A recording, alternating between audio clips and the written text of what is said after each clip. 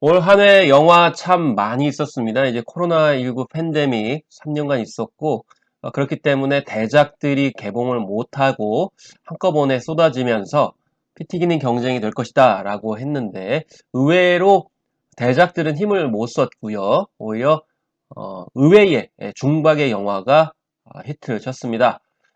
외계인, 비상선언, 헌트, 그리고 한산에 이르기까지 다양한 작품이 있었고요. 또 범죄도시, 그리고 탑건에 이르기까지 속편 시리즈도 눈길을 끌었습니다. 그 가운데에서 속편 시리즈나 연작 시리즈 아니고 그냥 순수하게 이번에 첫 선을 보이는 작품 중에 의외의 히트작은 바로 645라고 하는 영화였습니다. 그래서 이 영화는 대형 스타가 등장하지도 않고 제작비도 그렇게 많이 들이지 않았음에도 불구하고 특히 젊은 세대를 중심으로 엄청나게 폭발력 있게 기록을 보여줬는데요.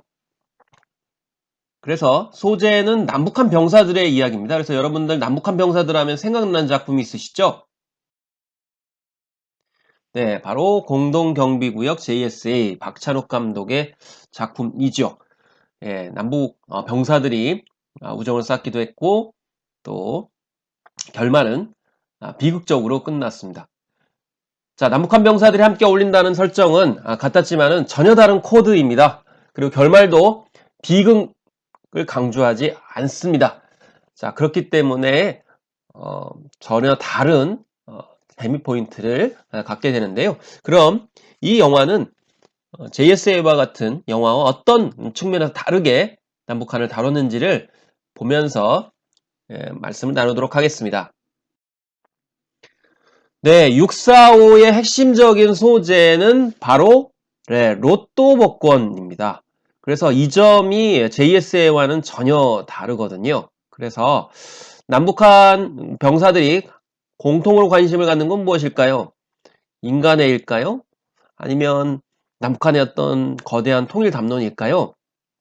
네, 남이나 북이나 똑같이 관심을 갖는 것은 아마 먹고 사는 문제, 경제적인 문제, 그리고 돈일 겁니다. 그래서 로또 복권, 물론 북한에는 없지만 남한의 로또가 남북한 병사들한테 공유될 때 어떤 일이 벌어질까라는 궁금증을 갖고 이 영화는 작품이 시작하게 됩니다.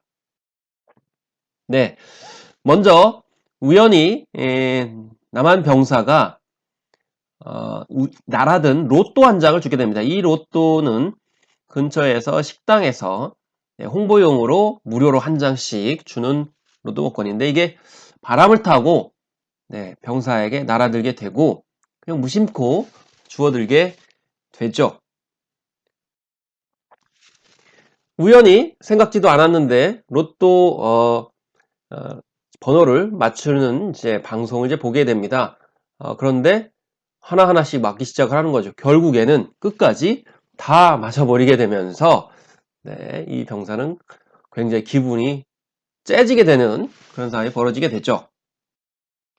그런데 근무 중에 로또가 다시 날아갑니다. 어디로 날아가느냐?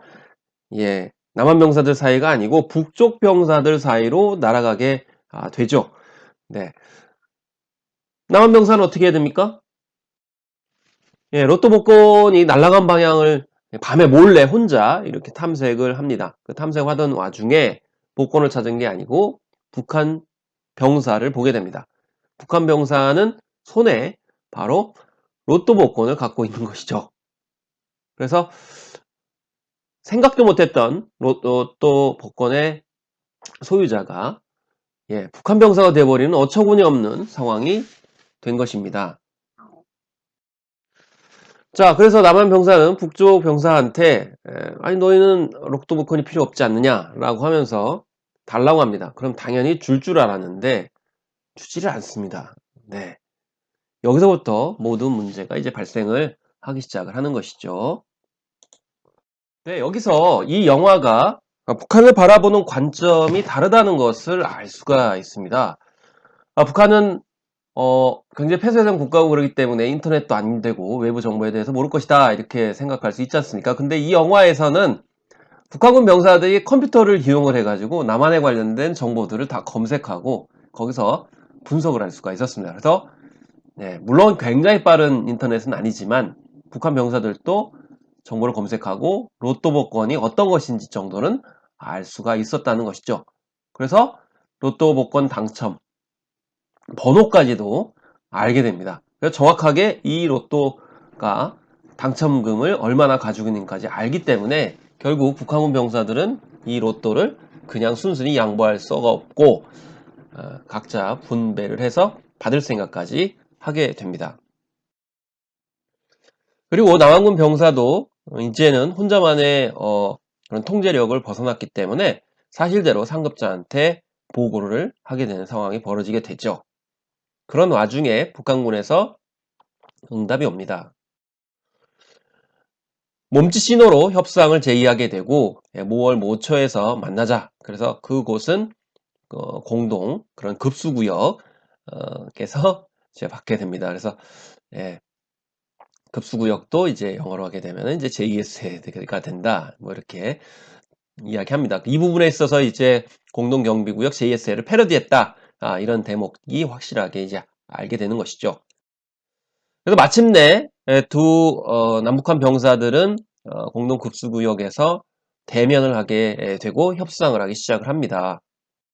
그리고 로또 복권을 찾았을 때 얼마나 세금을 제외하고 받게 되는지 그리고 그것을 어떻게 분배할 것인지까지 다 브리핑을 하고 공유를 하게 됩니다. 그래서 남한군 병사들은 로또 복권을 찾으러 가고 그 돈을 가지고 와서 북한군 병사한테 나눠준다. 그 전제로 복권을 준다. 이렇게 협상이 됩니다. 그런데 여기서 문제는 복권을 그렇게 줬을 때 과연 남한군 병사들이 다시 와서 돈을 준다는 보장이 없지 않습니까? 네. 그런 제기가 이루어질만 하죠. 그래서 어떻게 하느냐? 서로 병사들을 바꿔가지고 볼모로 잡는 그런 상황이 됩니다. 남한 병사는 북한 쪽으로, 북한 병사는 남쪽으로 서로 군복을 입고 생활을 하게 되는 그런 상황에 처하게 되죠. 그래서 처음엔 당연히 부적응을 하는 모습들이 보이게 되는데 우여곡절 끝에 어쨌든 잘 적응하고 눈에 들기도 하고 그래서 북한 병사도 남쪽 막사에서 생활을 이어갑니다. 그리고 남쪽 병사도 북한 병사들 속에서 처음에는 잘 적응을 하지 못하는데 오히려 더 잘 적응하는 모습을 보이게 되는데 그 이유는 남한의 아이디어를 접목해서 이제 생산성을 향상시키죠. 농업이나 축산이나 그렇기 때문에 주목을 받는데 사실 주목을 받는 건 별로 탐탁스럽지 않죠. 좋은 건 아닙니다. 주목받지 않고 그냥 숨어있는 게 좋은데 주목을 받게 되니까 오히려 다른 평양으로 김일성 종합대학으로 차출이 된다든지 이런 이제 문제들이 생기는데 가까스로 막는 그런 상황들이 코믹하게 이제 펼쳐지게 되는 것이죠. 여기에다가 다크호스가 나타납니다. 바로 연희인데요. 연희는 사실 유일하게 홍일점으로 이제 등장을 하면서 주목을 받는데 사실 남한군 병사들하고는 사이가 안 좋았죠. 왜냐하면 대북 대남 방송을 두고 서로 치고받고 싸우는 상황이었기 때문입니다. 그렇지만은 적대적인 관계가 이제 군복을 받고 입고 들어간 상황 속에서는 서로 좋아하는 감정까지도 생기게 되는 러블리한 상황이 되죠.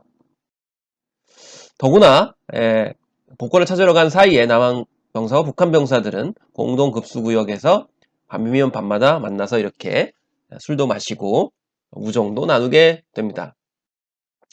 물론 남북한 병사들이 이제 이렇게 있는 상황 속에서 서로 갈등도 불거지고 있는데요. 그렇지만 이런 갈등은 조족지혈에 불과하죠. 세 발의 피였습니다. 심각한 위기가 닥치게 됩니다.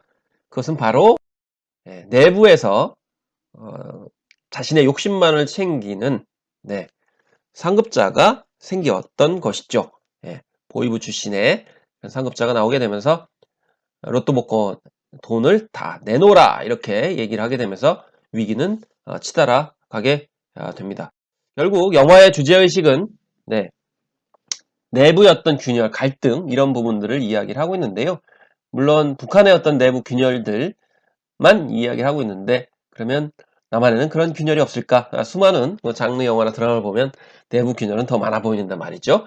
어쨌든 우리만의 그런 상상일 수도 있겠습니다만은, 균열할 것 같은 북한도 굉장히 지층이 갈라지고 다양할 수 있다라는 점을 이야기하는데, 물론 그게 중요한 게 아니고 이 영화에서 이야기하는 것은 결국 해피엔딩입니다. 예. 물론 영화의 이야기를 다 말씀드릴 수는 없습니다. 그래서 우여곡절 끝에 예, 복권을 찾아오게 되는데, 과연 그 복권 금액을 어떻게 나누길래 해피엔딩일까요? 그 점은 영화를 통해서 확인해 보시기 바라겠습니다.